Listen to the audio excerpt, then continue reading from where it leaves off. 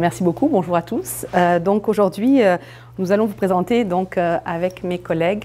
On a aussi Martin Trépanier qui est notre collègue de Polytechnique qui on a participé à une étude en fait sur le transport des matières dangereuses. Donc c'est une thématique sur laquelle on travaille depuis de nombreuses années. Dans cette étude-là, on s'est vraiment focalisé sur les transporteurs routiers et on a essayé aussi d'amener en fait une méthodologie nouvelle un peu plus proche des pratiques organisationnelles des transporteurs. Donc d'une façon générale, les matières dangereuses évidemment sont présentes dans de nombreux secteurs industriels. Lorsqu'on représente en fait une chaîne logistique de matières dangereuses, on se rend compte qu'il y a des risques qui vont être évidemment sur les sites industriels en tant que tels. Il y a de nombreux évidemment accidents qui sont répertoriés. Mais lorsqu'on regarde la chaîne logistique dans son ensemble, on va voir qu'il y a différents intervenants, que ce soit du fournisseur, celui qui va effectuer le transport, les gens sur les sites fixes et évidemment le client. Donc on a différents types d'intervenants dans notre chaîne logistique et l'objet de notre travail évidemment était de regarder l'ensemble de la chaîne logistique et d'essayer d'identifier plus spécifiquement évidemment la particularité du transport. Par exemple en 2009, les statistiques nous montrent qu'il y a eu 396 accidents reliés à du transport avec des matières dangereuses et ça a entraîné 12 morts et des dommages environnementaux et des dommages matériels assez considérables. Donc si on regarde nos deux grands acteurs, puisque évidemment notre fournisseur, notre site fixe, ce sont des expéditeurs et nos transporteurs. Ce qu'on a observé, puis ça c'est un petit peu des conclusions qu'on a eues de la précédente enquête que nous avons effectuée, c'est que la chaîne logistique doit être prise vraiment dans son ensemble parce que lorsqu'un site fixe par exemple prend une décision de la quantité qu'elle va stocker de matières dangereuses sur son site, elle va en même temps prendre des décisions quant au chargement, déchargement et quant au transport qui va être effectué. Donc c'est sûr que les décisions de stockage peuvent avoir des impacts sur le transfert de risque. Si on décide de stocker moins, peut-être qu'on va avoir besoin de transporter plus de matière et du coup de livrer plus de matière. D'une façon générale, on a aussi vu dans notre enquête qu'il y avait le transport, aucun expéditeur quasiment n'a ses propres camions, donc le transport est souvent fait par sous-traitance, donc il y a toute la question du choix de ces sous-traitants. Il y a aussi une tendance à la déresponsabilisation parce qu'évidemment, comme c'est quelque chose qu'on sous-traite très souvent, on va faire un choix parmi nos sous-traitants, mais on n'a pas vraiment d'audit de sécurité qui sont effectués chez les sous-traitants. Il y a très peu de contrats à long terme, donc évidemment, ça enlève le côté évidemment gestion de risque plus globale. Concernant les transporteurs, en fait, quand on a commencé à se focaliser sur les transporteurs de matières dangereuses, on s'est rendu compte qu'il y avait très peu de données informationnelles disponibles au Québec sur qui sont les transporteurs de MD, quelles sont leurs pratiques, les accidents, que très souvent en plus on avait, puis ça c'est dans la littérature on peut le voir, il y a de la sous-traitance en cascade, c'est-à-dire que je suis un transporteur mais je fais transporter aussi par d'autres intervenants. Et l'élément très intéressant en fait c'était que dans les statistiques qu'on a évaluées, les accidents survenaient surtout au chargement et au déchargement que pendant le transport. Donc évidemment, c'est des phases qui vont être beaucoup plus critiques. Si on augmente le nombre de fois où on va livrer sur un site fixe, on augmente le nombre de fois où on va charger, décharger. C'est sûr qu'après, il y a la partie transport en tant que telle, mais les aspects critiques de notre chaîne logistique étaient vraiment au moment du chargement, déchargement. Donc notre problématique au départ, c'était de dire, d'une part, comment on va aider les transporteurs de matières dangereuses à s'améliorer en termes de sécurité, justement pour éviter les accidents, les pertes de vie humaines sur les travailleurs et les chauffeurs notamment. Et d'une autre façon, indirectement, ça allait aider aussi les expéditeurs pour sélectionner leurs transporteurs de matières dangereuses. Donc, ce qu'on a vu dans la littérature, c'est que très souvent, notre aspect de la chaîne logistique globale, vous voyez, le transfert de risque entre l'expéditeur et le transporteur n'était pas du tout étudié. C'est-à-dire qu'on avait encore beaucoup d'études qui étaient faites en silo. On a de très bonnes études de risque qui sont faites sur les sites fixes. On a des études au niveau du transport, c'est souvent des études de choix d'itinéraire, optimal, des choses comme ça. Mais dès qu'il y a des matières dangereuses qui rentrent en compte, on reste sur l'aspect technique. Mais l'aspect risque relié aux matières dangereuses n'est pas trop pris en compte. Puis c'est des camions qui se promènent, évidemment. Donc le risque se promène aussi là, par la même occasion. Et au niveau des décisions de l'expéditeur, souvent, le critère de coût était souvent celui qui est quand même choisi quand on choisit le transport. Et l'aspect risque est souvent pas pris en compte. Donc, l'idée, évidemment, pour nous, c'était de dire, bon, il y a beaucoup d'études de l'aspect technique, il y a des études choix d'itinéraire, il y a des études qui sont reliées vraiment à l'aspect économique. Est-ce qu'on ne peut pas avoir une approche plus reliée à l'aspect organisationnel? Et dans les statistiques d'accidents qu'on avait ressorties, on s'est rendu compte, en fait, qu'il y a des accidents, évidemment, qui sont reliés à des défaillances humaines ou techniques, mais il y a quand même beaucoup, évidemment, d'accidents qui sont favorisés, en fait, qui ont une grande probabilité de survenir par rapport au contexte organisationnel. Donc, cet élément-là était intéressant. Et l'autre élément était, on se rendait compte évidemment, donc ça c'est une étude qui avait été publiée en 1999, que plus de 66% des accidents étaient causés par des défaillances au niveau de la gestion de la sécurité du système dans l'entreprise. Donc, on a souhaité évidemment mettre en place, évidemment, une problématique basée sur les pratiques organisationnelles de sécurité. Donc, c'est quoi? C'est à la fois les procédures qui existent dans l'entreprise, c'est la formation de nos travailleurs, c'est les systèmes de gestion, c'est les comités CSST. En fait, c'est tous ces éléments-là, en fait, qui font partie de l'organisation, qui complètent finalement l'aspect gestion de risque au niveau technique. Donc, on a souhaité, évidemment, d'abord aller dans la littérature. On a regardé tous les postes, les pratiques organisationnelles de sécurité qui avaient une influence sur les niveaux de risque. On a élaboré un questionnaire, donc on destinait ce questionnaire à nos transporteurs de matières dangereuses au Québec. Et l'idée, évidemment, c'était d'aller regarder sur le terrain, donc par rapport à ces résultats de l'enquête, quel était le taux d'utilisation de ces postes. Combien avait un comité SST, combien la formation en tant que telle, comment elle était évaluée. Donc, on avait 5 grands thèmes.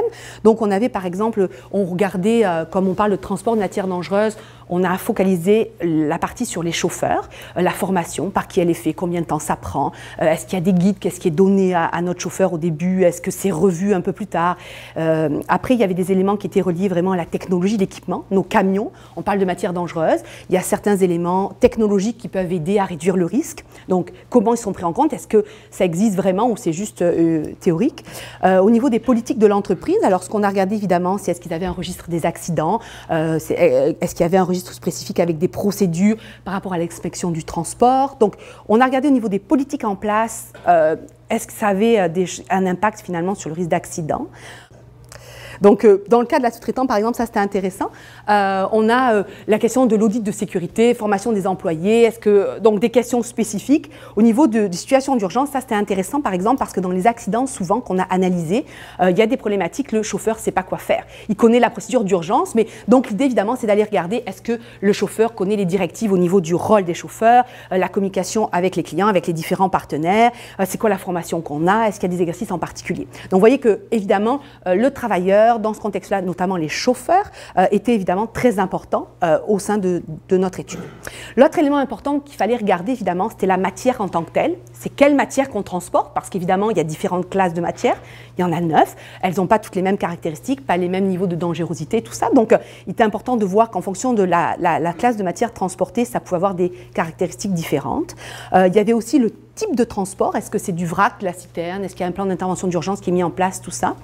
Et après, il y a des éléments plus spécifiques aussi qui peuvent jouer, évidemment, dans notre gestion de risque. Ça va être, est-ce que c'est des grandes quantités, est-ce que c'est des petites quantités, est-ce qu'il y a plusieurs clients, est-ce que c'est on va aller en traiter, est-ce qu'il y a du stockage temporaire, est-ce qu'il y a du transport multimodal, donc évidemment, est-ce qu'il y a un changement par rapport à ça, ou est-ce que c'est de la longue distance. Donc ça, c'est aussi des caractéristiques qui avaient un impact quand on regarde nos statistiques d'accidents, qui ont un impact, évidemment, sur le niveau de risque. Donc, notre enquête, évidemment, s'adressait à l'ensemble des transporteurs de matières dangereuses au Québec. Il n'y a aucune enquête qui avait été effectuée. En fait, les enquêtes qui existaient étaient vraiment des enquêtes souvent origine-destination, avec des problématiques, en fait, reliées à l'itinéraire, avec des éléments techniques concernant les classes de matières. Il y a des éléments, évidemment, organisationnels qui étaient rarement pris en compte. Donc, on a souhaité, évidemment, faire une enquête qui combinait l'aspect technique, donc aller regarder évidemment les itinéraires et tout ça et les classes de matière. Mais on a rajouté beaucoup de questions sur la formation des travailleurs, les analyses qui étaient effectuées, les critères de sous-traitance, donc reliés finalement à mes 9 postes là, que je vous ai présentés par rapport à ces éléments-là. Et puis évidemment, l'idée c'était d'aller faire un lien avec l'enquête qu'on a faite sur les sites fixes. Parce que là, notre idée c'était, on a fait une enquête sur les sites fixes avec des choix, comment ils font, puis on voulait savoir si c'était en lien par rapport aux transporteurs. Donc d'une façon générale, le questionnaire qui a été envoyé envoyer en fait poser des questions sur l'entreprise, voir évidemment le siège social où ça se trouve par rapport aux différentes caractéristiques, puis après on leur poser des questions, vous voyez, concernant vraiment leur transport, leur matière, le nombre de camions, le nombre de chauffeurs, des questions très particulières par rapport à l'entreprise. Puis après on avait des questions spécifiques sur la technologie, chauffeur, formation, les coûts relatifs au transport, est-ce que ça a entraîné des coûts supplémentaires par exemple, leurs sous-traitants avec des activités. Puis l'idée évidemment, ce qu'on avait fait, c'était de regarder la comparaison avec des matières dangereuses. Il y avait les matières résiduelles aussi qui étaient là, puis il y avait les matières non dangereuses. C'est pour pouvoir avoir une comparaison par rapport au transport qui n'est pas de matière dangereuse. Les aspects de maîtrise de risque et de situation d'urgence. Donc vous voyez que c'était une enquête qui était assez longue parce que chacun des éléments évidemment nous a permis d'avoir des informations très précises sur les pratiques de sécurité. Donc on a envoyé en fait à 1450 transporteurs au Québec qui nous avaient été identifiés comme étant avec un permis de pouvoir transporter des matières dangereuses. On a reçu 211 réponses, qui fait un taux de réponse assez élevé.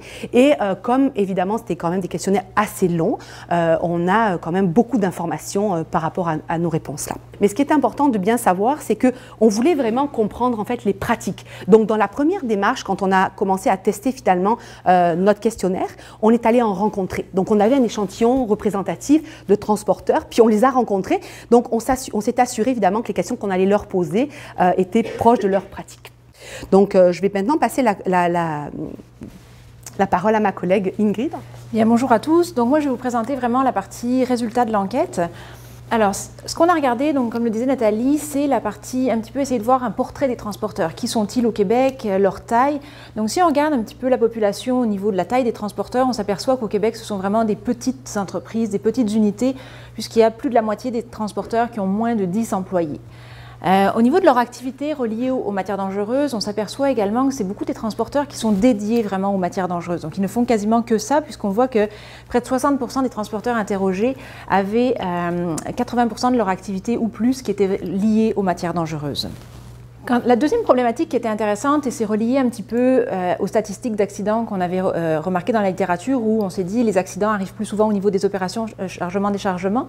Donc on a voulu aller plus loin puis regarder un petit peu justement est-ce qu'il y a beaucoup de transporteurs qui font du multi-client, donc qui multiplient le risque finalement à chaque chargement-déchargement.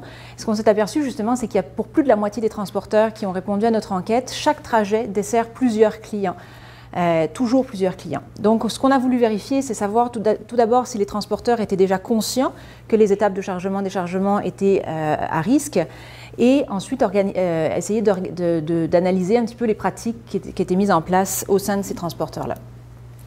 Donc ce qu'on regarde et ce qui est intéressant, c'est ce qui peut faire peur également, c'est on voit au niveau de la perception de la phase à risque que la phase de chargement-déchargement, le risque est souvent sous-estimé par les transporteurs. Ce qu'on voit ici, c'est qu'il y a 80% des transporteurs qui considèrent que la phase la plus risquée est la phase de transport, alors que ça occasionne seulement 20% des accidents. Là, c'est des statistiques américaines, mais les statistiques au niveau canadien sont sensiblement les mêmes. C'est juste qu'au niveau américain, ils font vraiment la distinction chargement et déchargement, alors qu'au Canada, c'est deux phases mises ensemble. Donc, on a trouvé que c'était plus pertinent pour nous, sachant qu'on avait cette question-là de prendre les statistiques américaines, mais c'est exactement les mêmes au Canada. Et donc, il y a vraiment une dichotomie entre la perception du risque de la part des transporteurs et la réalité où le risque est vraiment plus présent au niveau du déchargement. Donc maintenant, quels sont les moyens en fait, qui sont mis en place pour conscientiser les chauffeurs dans ce genre d'entreprises qui font beaucoup de multi-clients? Les constats sont un peu mitigés, c'est-à-dire qu'on constate que oui, les chauffeurs sont payés très largement à l'heure, donc ça permet une certaine flexibilité pour le chauffeur. Par contre, il n'y a aucune autre mesure supplémentaire qui est donnée au niveau de la formation, au niveau de la sensibilisation aux accidents pour ces transporteurs-là qui font du multi-client. Donc ces problématiques-là sont vraiment importantes. Ça va être important justement de sensibiliser davantage ces entreprises aux risques que les tâches de chargement-déchargement peuvent occasionner. Une des problématiques intéressantes également pour lesquelles on a voulu aller un peu plus loin, c'est au niveau de la formation des chauffeurs. Il y a beaucoup d'études déjà qui avaient été publiées au Québec sur la formation des transporteurs. Nous, on a été vraiment plus en détail donc là, par rapport aux transporteurs matières dangereuses. Donc, au niveau du lieu de la formation, en majorité, ce sont des formations qui sont données à l'interne, qui durent à peu près une demi-journée, je dirais en moyenne. Par contre, ce qui peut paraître inquiétant, c'est que pour 4,4%, respectivement 12% des formations, elles ne durent qu'une à 2 heures. Donc 1 à 2 heures pour un chauffeur qui va faire du transport de matières dangereuses par an, on peut se demander si ça va être suffisant pour comprendre la globalité des risques liés aux matières dangereuses. Par contre, un point important et qui est bénéfique pour les chauffeurs, c'est qu'il y a ce qu'on s'est rendu compte, il y a beaucoup de formations additionnelles qui étaient données à chaque employé en fonction de ses responsabilités propres dans beaucoup d'entreprises, et également pour 83% des transporteurs, les chauffeurs recevaient une formation spécifique pour les situations d'urgence. Donc ça permet de contrebalancer un peu la formation TMD en particulier. Si on regarde des statistiques au niveau technologie et équipement, on sait que les nouvelles technologies sont un petit peu dans tous les secteurs industriels, mais on voit qu'elles pénètrent également dans le domaine du transport. Quasiment tous les transporteurs ont un moyen de communication avec le chauffeur.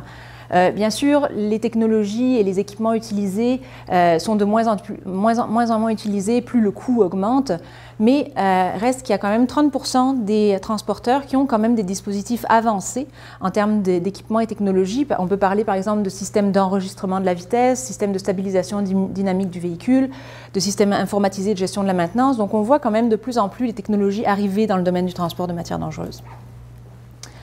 Le dernier aspect, c'était plutôt les aspects maîtrise du risque, politique de l'entreprise, comité SST mis en place. Et là, ce qui est intéressant, c'est on avait déjà fait une enquête auprès des sites fixes de matières dangereuses. Donc, on a pu vérifier, en fait, comparer les deux. Est-ce qu'il y avait plus de ce genre de politique, de comité qui était implanté dans les sites fixes que dans les transporteurs? Donc, ce qu'on voit, c'est que ces aspects-là, donc de comité SST, programme spécifique de prévention des accidents, sont quand même largement implantés chez les transporteurs, mais encore de façon beaucoup moindre que chez les sites fixes. Quand on regarde juste les comités santé et sécurité au travail, c'est 42% des transporteurs, ils sont présents dans 42% des transporteurs, 91% des sites fixes. Donc il y a encore des améliorations pour les transporteurs à venir dans ces domaines-là.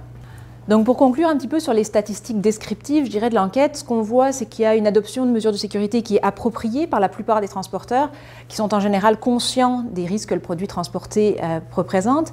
Il y a certains risques qui sont toutefois sous-estimés. On l'a vu, tout ce qui est formation, en tout cas opération de chargement-déchargement.